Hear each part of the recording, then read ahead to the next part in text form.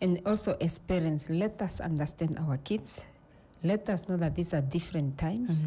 Let us listen to their cries. Game Changers features a woman that is very close to the hearts of Namibians and many abroad. She is internationally renowned for her humanitarian work, as to date she has performed sight-restoring surgeries upon 35,000 Namibians at no cost at all. This amazing woman is, of course, none other than the head of the ophthalmology department at the Windhoek Central Hospital, and none other than the amazing Dr. Helena Ndume, who's joining us in studio for today's Game Changers. Good afternoon, Doctor, and welcome once again. Thank you for having me. It's a huge pleasure to have you, Doctor. Such a pleasure to have you.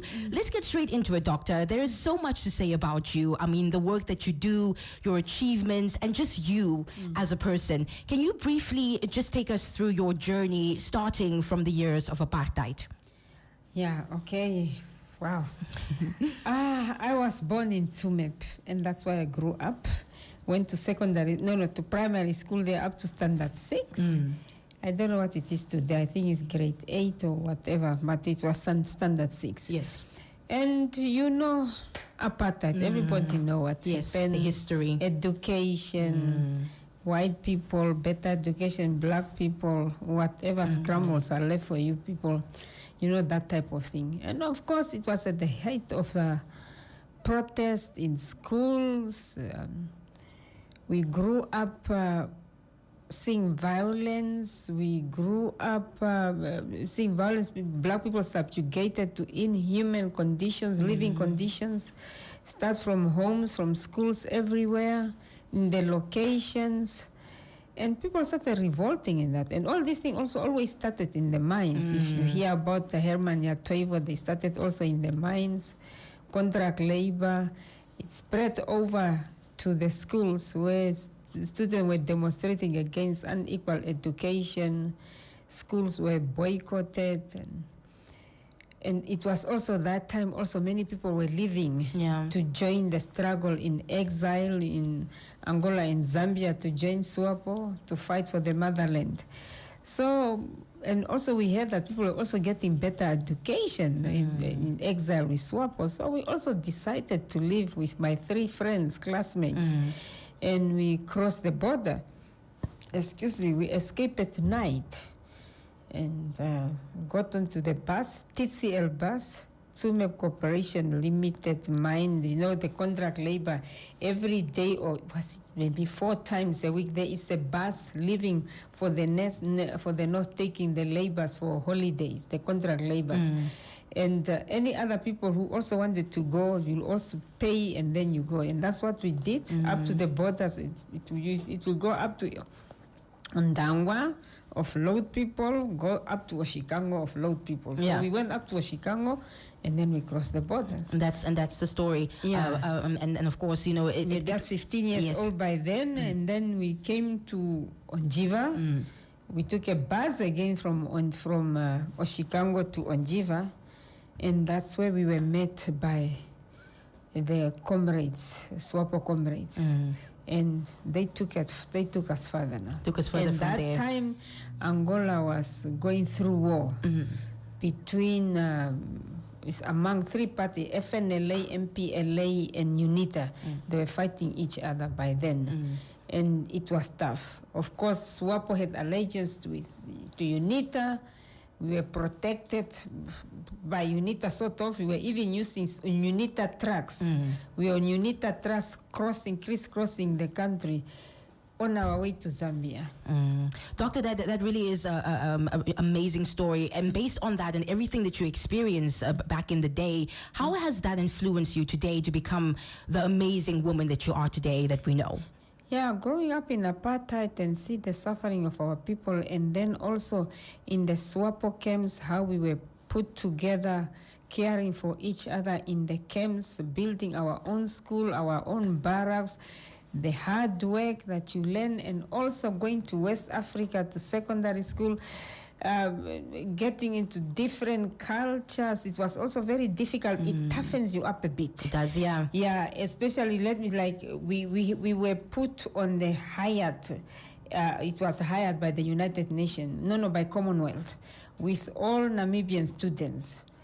And we were for maybe 100 of us, and the first batch we flew up to Accra directly, and we left a bunch of students there. At the airport, we saw this guy going up and down and bending. I said, what is the guy doing? Said, no, he's praying. What type of praying is that? I thought you have to be on your knees. Yeah. No, they say it's a religion called Islam. So, and that's where you learn to accept other people's cultures, you know, and especially when I went to India, that was another thing also. The living, the way the people live, the food, the languages, everything, it was so strange. But as you continue living with these people, you learn a lot. You learn a lot, and yeah. all these things toughen you because mom and dad are no more there. So, and in the camps, everybody was your mother and father. And especially people like Dr. Bettina who took care of us in the camps. And also we're put in foster homes. You have to adhere to other people's culture, which was rules. With the rules, which was also not easy. But your aim is just to finish and go back home. Finish your secondary school and go back home. All these things toughen you up. Yes. And also the things that other people are donating money or government have given this opportunity to swap or to send its students to go and study in their countries, you have to somehow learn. And even when we were living, Tatekulu Sem will come and say, you must go and learn, study hard. It's not playing there. Namibia needs educated people to take over the country. Take over the country, yes. After independence. Yes. And also after that, going to Germany to university, another different culture altogether. And then the cold and everything. All these things toughens you up. Because there's nowhere to cry to. Mom and dad are not there. You are on your own. Yes. But I wouldn't say that you are completely on your own. There were also other families who took care of us and who were really kind to us, who took us of their own children. And that helped a lot. Doctor, what is some of the advice that you have, you know, to the listeners listening right now who would like to follow in your footsteps, who heard your story right now, the struggles, and like you said, it toughened you up, it made you who you are today. Any advice that you have for someone like that who's listening right now? Yeah, today the young people, the millennials or whatever, what is the G, whatever you call them, I don't know. Gen Zs. Gen Zs, whatever.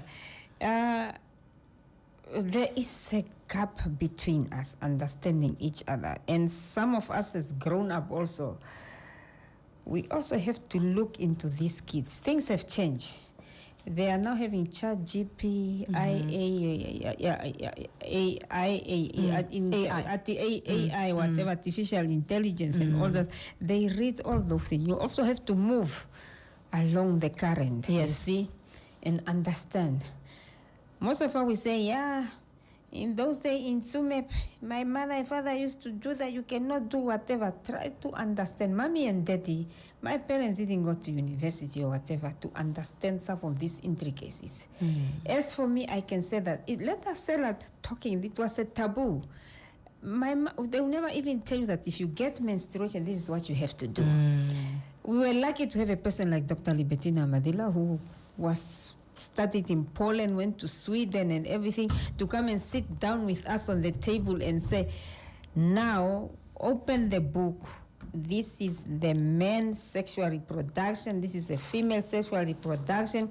And when she's showing us the genitals of a man and a woman and the picture in the book, we are looking somewhere else because it's a taboo with it. She said, bring your eyes here. You are asked when you got your menstruation and how you get pregnant and all this type of things. And she said, now all of you are coming to take the pill. But we don't have boyfriends. You said that if you have a boyfriend or no boyfriend, you take the pill. I'm not under your bed to see what is happening.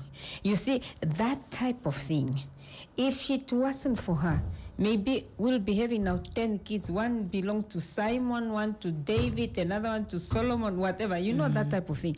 But she educated us. Even when we went to secondary school, we could navigate because we were taught. So now, when it comes to us now, the advice I give to young people, and also as parents, let us understand our kids, Let us know that these are different times.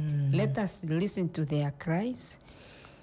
Let us look for help if you cannot. There are psychologists and whatever to help you to counsel your child. Otherwise, they will get messed up. And the young one, also try to listen to your parents.